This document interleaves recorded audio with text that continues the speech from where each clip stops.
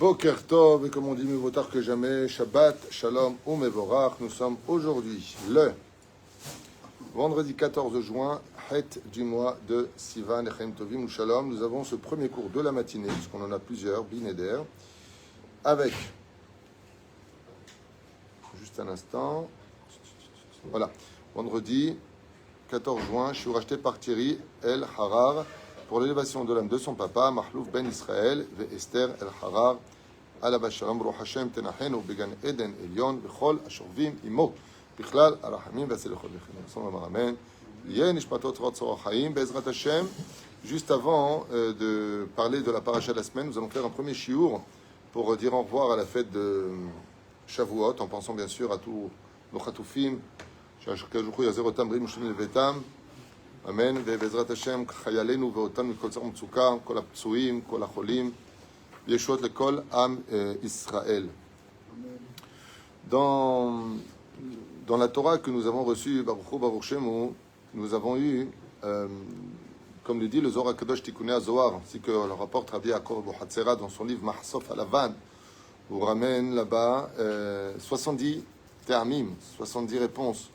Pourquoi est-ce que la lettre Bereshit commence par la lettre Bet, alors que toutes les lettres voltigèrent autour du trône divin, et pour demander de commencer la Torah par elle. Les lettres se sont précipitées, toutes les lettres, sauf une. Ce qu'on découvrira, jusqu'à ce que soit venue la lettre Bet, et qui a dit Ra'ou il atril et haolam bishmi, qui ani ot rishona shel hamila bracha, ve'haolam i bracha. Le monde dans lequel nous sommes est synonyme de bénédiction. Donc, Baruch, une bénédiction. C'est pour ça qu'il y a marqué Baruch, She'amar ve'haya olam. Alors, la lettre bête, elle s'est servie de ça. Elle a dit, tu as dit Baruch, She'amar ve'haya olam. Donc, si la lettre bête commence le mot Baruch, de bénédiction, tu dois commencer par moi. Et il y a une lettre qui est restée dans l'ombre et qui a été appelée par le Créateur du monde, dit le Zohar HaKadosh, pour lequel Dieu lui a dit, pourquoi toi tu n'es pas venu te présenter devant moi? Et la lettre Aleph a dit, si la lettre Taf, qui est la plus importante des lettres au niveau de son compte numérique, 400, et moi qui suis que 1, Aleph c'est 1, ouais, qui est la première lettre du mot Torah, pour lequel le monde a été créé, comment est-ce que moi j'oserais me présenter devant toi?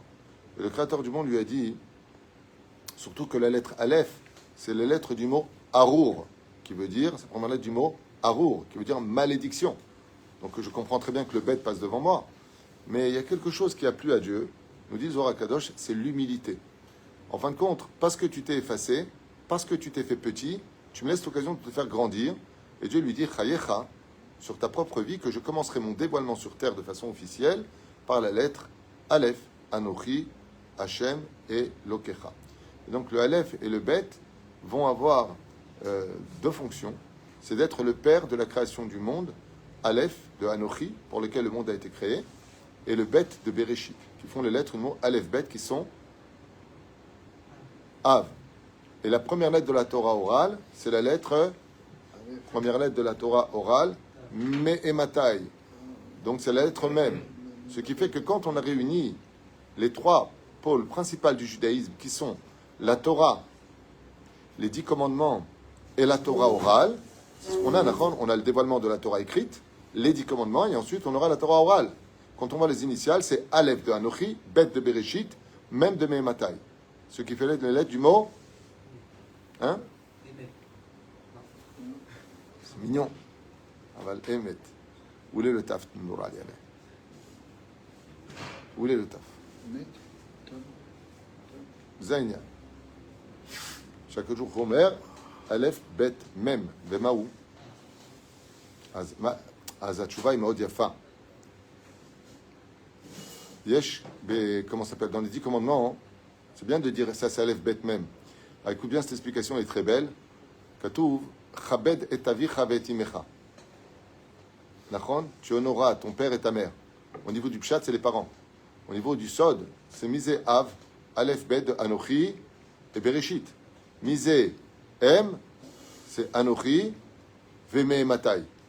Aleph Bet, ça fait Av. Aleph Mem, ça fait M, qui veut dire papa et maman. Qui sont le père et la mère du peuple d'Israël? C'est la Torah écrite et la Torah orale. Mais la reine, pourquoi tu as besoin de me dire la lettre Aleph Anochi? Tchouva Morod Yafa, pour te dire que tout comme Dieu a donné la Torah écrite, Dieu a aussi donné la Torah orale, qui est appelée M. Et qu'est-ce qu'on doit plus le craindre? La Torah écrite ou la Torah orale? On a lu dans la paracha de Kedoshim, Et imecha et avicha tiraou. Ta mère et ton père, tu craindras. Chazal disent, pourquoi tu mets la mère avant le père? Parce qu'il est facile, comme vous pouvez le constater, que même les réformistes et libéraux reconnaissent la Torah écrite, mais ne reconnaissent pas la Torah orale. Et la reine, Anochi, Bereshit, c'est Aleph Bet, c'est Abba. Ou frère, même, Aleph même, c'est Ima. Pour t'apprendre que tu dois plus craindre à la limite d'Ivrei Chazal que d'Ivrei Elohim. Lama, c'est presque dur d'entendre une chose pareille. Parce que celui qui n'écoute pas la parole de Dieu, il est carrette. Mais celui qui n'écoute pas la parole des Chachamim, Chayav Mita. La reine, tu devrais plus craindre les Divrei Chachamim, chez Tzadik Gozer, Hashem Ekayem, Zeberush Davar, pour lequel, Behemet, Tzrichim, Meod, Meod, la Simlev, la Davar. Encore un point important, il y a marqué Vaïrou et Takolot, ils ont vu les voix. Quand il y a eu le don de la Torah, il était marqué là-bas Vaïrou et Takolot, ils ont vu les voix. Au stade, je posais la question Nouvema, Maïnaf Kamina. Qu'est-ce qu'on en a à faire de savoir qu'ils ont vu les voix? Alors, je vous avais parlé la dernière fois que Béhémet, de façon scientifique, s'est prouvé, comme l'avait expliqué à la Vachalom, Rabbi David Menaché, qu'une expérience qui avait été faite à la NASA, où avec le gramophone, je ne sais pas comment on appelle ça, quand tu faisais un son, tu voyais dans l'écran une espèce de forme, de trait apparaître. Et c'est un sujet qu'il m'avait lui-même montré chez lui, il habitait en face du Kotel. Il m'a dit que quand il était à la NASA, avec cet appareil extraordinaire, il a dit A, B, C, D, il n'y a rien qui sortait. Il a dit Aleph, il y a un Aleph qui est venu, il me montre la diapositive, il me dit regarde, je le vois de mes propres yeux chez lui à la maison, j'ai cru qu'il mentait. Je dis c'est pas possible. Aleph, il a dit bête, bête. Il me montre comme ça l'expérience qu'il a vécue à la NASA. Vous connaissez, tu dis un mot dans le micro et ça fait des traits, des fois plus gros, plus petits. Oh, oui, d'accord. Il a dit Aleph, la lettre Aleph. Je lui ai dit au Rav David Menaché, je lui ai dit, vous êtes sûr que c'est pas une tromperie? Il m'a dit, c'est moi qui fais l'expérience. C'est ce qui sort de l'ordinateur. Je lui ai dit, Vema Aya. Il me dit, il y a eu un problème pour la lettre Vav. Je lui ai dit, la lettre Vav, il me sort comme ça de son tic. Il me dit, regarde ce qui est sorti. Il y a une espèce de trait comme ça qui veut rien dire. Une espèce de nez qui monte et qui redescend. Alors, je lui ai dit, alors? Il me dit, regarde la lettre Vav qui est sortie. Je lui ai dit, waouh. Et alors? Il m'a justement. Quand tu dis Vav, ça sort pas bien. Quand tu dis waouh, ça sort exactement le Vav. Maintenant, lui, s'il était tunisien, je dis, bon, il veut défendre ses droits. Mais il est italien à la base. Non, je ne crois pas qu'il est italien. En tout cas, il a vécu en Italie. C'est italien, d'origine. Il m'a dit, au micro, quand tu dis waouh, c'est le Vav qui sort. Tu dis Vav, c'est un trait bizarre qui sort. Comme ça que la prononciation scientifiquement, tu dis pas Ve-ha-hafta, We-ha-hafta. Et c'est lui qui me le dit maintenant. C'est éprouvé. Vaïr, où est ta colotte? Maïnaf Kamina, Sholim Rabotenu, de voir les voix. Vous savez, il y a des religions qui se sont créées par des gens qui ont dit Tishma, Dieu il m'a parlé. Alors, il y a deux questions qui se posent. Qui t'a dit que Dieu t'a parlé? Aleph, il n'y a pas de témoignage oculaire, tandis que là, marqué Vaïr où est ta colotte, comme c'est marqué à la fin de la paracha de Mishpatim, c'est marqué, et avant la paracha de Yitro. Vous avez tous vu que j'ai parlé avec Moshe. Dans ces deux parachutes qui se suivent, vient la Torah témoigner que les enfants d'Israël sont des témoins oculaires, vécus de ce qui s'est passé du don de la Torah. Alors il y a deux raisons qui sont données, que j'ai notées ici, qui m'ont beaucoup plu. La première, c'est que vient la Torah nous dire que s'il n'y a pas de témoignage que Dieu t'a parlé, tu ne peux pas dire que cette personne-là est fiable. Pourquoi? Parce qu'on a vu que Moshe Rabbeinu, Dieu lui a parlé. Et la deuxième chose, ok, Dieu t'a parlé, mais peut-être qu'il t'a dit que tu étais un gros naze. Peut-être qu'il t'a dit, je veux pas de toi. Peut-être qu'il t'a dit, alors marqué, Vaïr, où est ta colotte? Ils ont vu ce que Dieu a dit. C'est la première explication. Pas simplement, ils ont vu que Moshe a été accepté par Dieu comme étant le plus grand des prophètes, et que, mais autre chose aussi, qu'est-ce que Dieu a donné, qu'est-ce que Dieu a dit, que Bémet, ils ont vu les voix s'adresser à Dieu, ils ont vu les lettres qui sortaient du Pi Agvura. Deuxième explication qui n'est pas moins importante, pour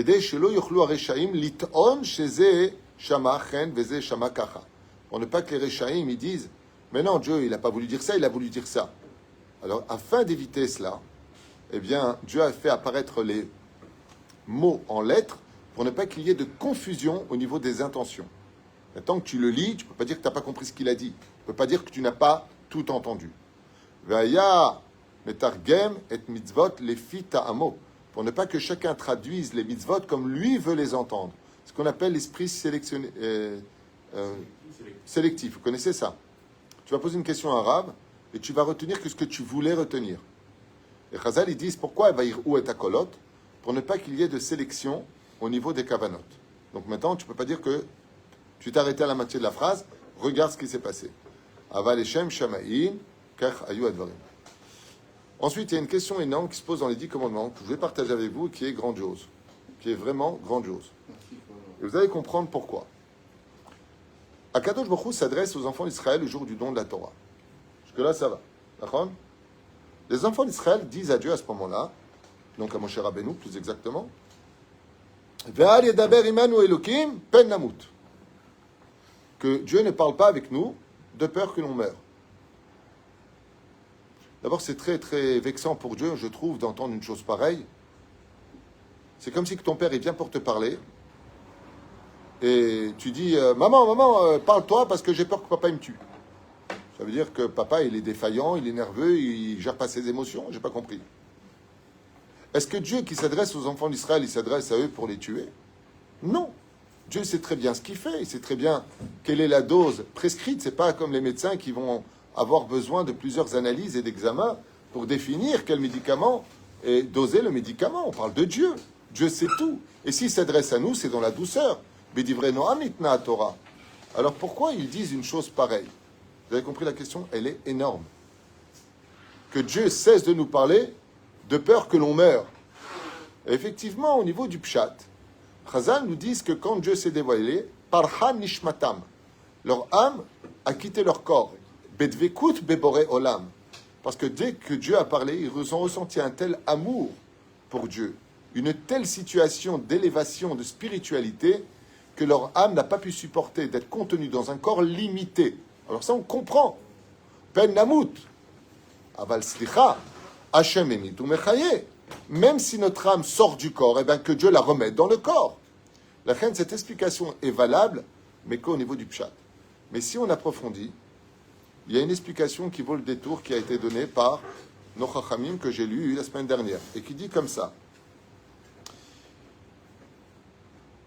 Le problème, c'est que quand Dieu parle, comme le dit le prophète, Chareye Ishag, Miloïra, quand le lion rugit, qui n'a pas peur? Si Akadosh Baruch Hu, il dit quelque chose, c'est obligé de se réaliser. Personne ne peut désobéir à la puissance et à l'émanation divine. Personne. Ce qui fait que si Dieu lui-même intervient pour donner la Torah, elle retire automatiquement, écoutez bien le chidouche, la prira chofshit de l'homme. C'est pour cela que les 2 premiers commandements ont été gravés dans le cœur des enfants d'Israël. Et grâce à ces 2 commandements, qui sont le premier, je suis l'Éternel ton Dieu qui t'ai fait sortir du pays d'Égypte. Tous les Juifs au fond d'eux sont des ma'aminim, béné ma'aminim. Ça veut dire que même quand un Juif s'assimile au point de dire je suis athée, dès qu'il a un malheur qui vient lui frapper sur l'épaule, il sait au fond de lui qu'il doit s'adresser à Dieu de façon naturelle. Il y a quelque chose qui ramèneront toujours les Juifs. Regardez ce qui s'est passé le 7 octobre. Un événement tragique nous arrive. Tout le monde se retourne vers Hachem. Tout le monde appelle Hachem. Tout le monde prend sur lui des mitzvot. Même ceux qui étaient les plus éloignés, les plus à gauche, ont pris sur la tsniout, Shabbat, quelque chose du judaïsme. On n'a jamais autant entendu Bezrat Hachem à la télévision depuis le 7 octobre. Ça veut dire qu'un tout petit, rappel amène l'homme à se réveiller. Et d'où est-ce que ça vient? Ça vient parce que Dieu a dit « Je suis l'Éternel ton Dieu » lui-même de sa bouche à lui. Dieu n'a pas de bouche, c'est juste une expression pour laquelle c'est « Chakouk betorch levavot Israël ». C'est inclus dans le cœur d'Israël. Et le deuxième commandement « Lo yelecha elukim al panai » tu n'auras pas d'autre Dieu que moi. Et malgré 2000 ans de pays en pays, d'assimilation en assimilation, à vouloir nous faire oublier nos origines et notre identité, Israël, Chai, Vekayam. Ce qui a été d'ailleurs un choc émotionnel pour les nations quand ils ont dit qu'ils veulent faire un pays en 1948. Mais qui c'est qui veut aller là-bas? C'est un désert. Qui veut aller là-bas? Il n'y aura pas d'autre Dieu sur ma face. Et étant donné que les 2 premiers commandements ont été donnés, mi pi akvora, par la bouche de Dieu, il y a 2 choses qui ne quitteront jamais le cœur de tous les Juifs de ce monde. C'est la foi en Dieu et le fait d'être attaché malgré tout à sa tradition. grâce à ces deux commandements-là. Alors c'est parfait, il aurait dû donner toute la Torah. Dans ce cas-là, on aurait accompli tous le Shabbat. Si Dieu avait dit maintenant, lui-même, au lieu que ce soit Moshe qui le dise à sa place, ok? Zachor et Yom HaShabbat le Kacho. Et ça aurait été pareil pour le respect des parents. Tout le monde aurait pu rester dans un respect des parents absolument hors du commun. Mais non, il va falloir qu'on apprenne le respect des parents. D'Afka, en exemple de qui? D'Abba Ben Netina, de la descendance de Esav, Esav lui-même. Bechen el Zaaderech. Alors comment c'est possible que Dieu n'ait pas continué? Ben, les enfants d'Israël ils ont dit, hé, Pen Namout. Ça veut dire quoi, Pen Namout? Écoutez, l'explication, elle est magnifique. Le Chidouche Nifla. C'est que, quand les enfants d'Israël ils ont vu que Dieu a donné les deux premiers commandements, ils étaient étonnés. De quoi? Que de façon naturelle maintenant, sans besoin de lutter contre le Yetzer Hara, ils accompliront ces deux commandements. Et ils se sont tous regardés, disent Chazal. Ils ont dit, il faut qu'Hachem arrête de nous donner cette Torah qui est gravée dans notre cœur. Pourquoi? Parce qu'il vient de nous annuler le libre arbitre. Et si on n'a plus de libre arbitre en tant qu'humain, si la Torah était dictaturale, tu fais pas, je te coupe la tête, tu voles, je te coupe la main, tu es parti au mauvais endroit, je te coupe le pied, je te coupe la langue, je te crève les yeux. Si c'est ça la Torah, Dieu n'en veut pas. Pourquoi? Parce que je veux que tu viennes avec ton cœur. On ne vient pas comme les croisades l'ont fait ou comme les autres l'ont fait. On ne vient pas obliger les gens à faire. Pour se convertir au judaïsme, c'est à toi de poursuivre et de prouver que tu as le mérite d'être juif. Fort du mérite. Il y a quelqu'un d'intelligent qui a dit en France, enfin d'intelligent pour sa façon de penser à lui, nous allons conquérir l'Europe avec les matrices des femmes. De vos femmes, oui, exactement. C'est la phrase qui a été sortie de façon, il y a combien de temps de ça? 15 ans cette phrase. Nous allons conquérir l'Europe avec les matrices de vos femmes. En épousant vos femmes, on va faire plein de gosses, puisque c'est la démocratie, les votes, c'est qu'une question de temps pour avoir un président de chez nous. Mais c'est un état de fait. Voilà, en Angleterre, en Belgique, partout. C'est un état de fait. La démocratie sert parfaitement la dictature. Parfaitement. Un des ébaya. Mais la reine, eux, ils ne veulent pas de dictature ici. Le créateur du monde, il veut des hommes qui viennent avec leur cœur. Et donc, si l'homme perd son libre arbitre, il n'a plus rien à faire sur terre, puisqu'il est devenu comme un ange. Il est robotisé. La reine, ils ont dit, Pen Namout. Et je crois que vous comprenez l'explication comme elle est belle. Il faut que la Torah nous soit donnée tout en nous laissant le libre arbitre. Donc, il va falloir descendre le degré de la Torah par la bouche de Moshe, et plus par Dieu lui-même, parce que Moshe, s'il nous donne la Torah, il nous donne le choix de faire ou de ne pas faire. Et comme le monde a été créé pour le libre arbitre,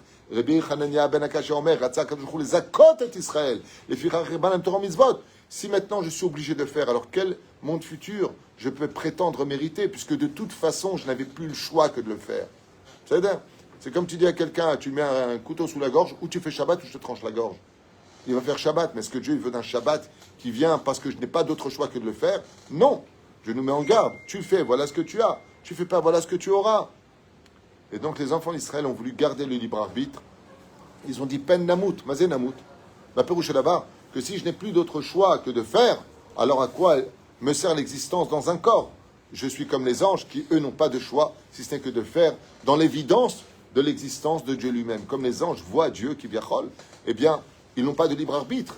Eh bien, c'est pareil pour nous. Si maintenant la Torah nous a été donnée de façon à ce qu'on n'ait plus d'autre choix que d'aller vers elle, alors à quoi sert l'humanité et à quoi sert le choix de dire aujourd'hui j'ai acquis du mérite parce que j'ai fait tout simplement teshuva. Bezrat Hashem, mitplatel et aprira chofshit, Moshe Rabbeinu. Et les enfants d'Israël, Be'etzem, ont demandé à Dieu de garder la Bechira. Ce qui va nous coûter cher, d'un côté, on a eu le mérite de garder la Torah et les mitzvot, mais de l'autre côté, on est tombé dans la faute du veau d'or. Donc la Bechira est restée, mais si Dieu avait donné les 613 mitzvot, on aurait tous été des tzadikim, gmurim, comme l'expliquent nos chachamim. Bezrat Hashem. Pareil à propos de...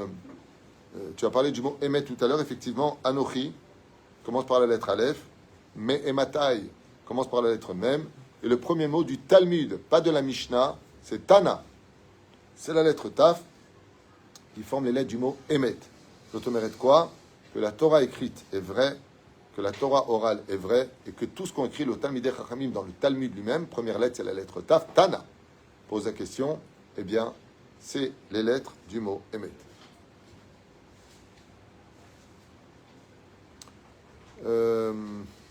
Ça, j'ai expliqué ça hier. Je pense que Baruch Hashem, à propos de cela, on constatera toujours dans les 10 commandements encore un point essentiel dans ce don de la Torah. C'est la tradition juive, comme je l'ai expliqué hier soir pour la Askara aussi de mon beau-père, que je repose son âme, Sami Shmuel Ben Elisa Dahan, à la Shalom, en remerciant d'ailleurs toutes les personnes qui étaient présentes pour sa Askara hier. La valeur de la Torah et des mitzvot qui nous a été donnée, Even Sapir, et ce que lui a eu d'extraordinaire, c'est que non seulement il était religieux, mais il a des enfants qui sont religieux, et il a des petits-enfants qui sont religieux. Et Av, ça commence par la lettre Aleph, le mot père. Ben, ça commence par la lettre Bet. Et petit-fils, ça commence par la lettre Nun, Neched. C'est l'aide du mot Even. Ut Amishulash Tobimera Inatek, que cette Torah qui nous a été donnée sur des pierres de saphir, la Torah a été donnée sur des pierres de saphir, pas rond d'en haut, carré, c'était rectangulaire, selon la tradition juive, eh bien, nous a été donnée pour que Bezrat Hashem enseigne à nos enfants et à nos petits-enfants, ce qui garantira Bezrat Hashem pour la suite une descendance sur le chemin de la Torah des mitzvot ou Maasim Tovim. Roi Hashem Tenacheno Began Eden, il ratson que le mérite de cette étude que nous avons fait ce matin, un vendredi 14 juin, l'élévation de l'âme de Mahlouf Ben Israël Esther El Harav Alav Shalom Zchut HaTorah Tegen Ba'ado Bechol Asher Lo. Et je vous dis à tout de suite pour une étude sur la paracha de la semaine, Ben Ishraï, ומי עוד יש לנו? אורחיים הקדוש, לא חסר. À tout de suite pour d'autres études. Amen, amen.